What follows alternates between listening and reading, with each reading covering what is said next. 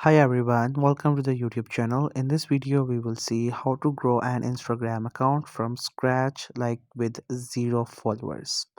So if you have just started your journey on Instagram and you wish to get millions of views and followers, then this could be possible if you work hard and be consistent with posting.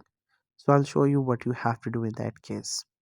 So first you have to simply open up your Instagram app, and after that you will be onto its home page. Now what you have to do is that you have to go to your profile. So for that reason at the bottom we have five different options. You just have to simply click onto that right one, which is your profile icon or your profile image. So tap onto it and you will be into your profile. And once you get into your profile, then what you have to do is you have to start posting. Now at the top you can see I have zero followers. If the same case with you, then what you have to do is you just have to simply start producing good content. But first you have to just simply get your niche. Make sure you select the niche in which you're interested so you can do well into that. And after that just simply start posting onto it. Start images and start posting reels, and make sure you apply the trending music onto it and create something that is trending and people love. If you work onto it, then you will see you will get a lot of views on your videos.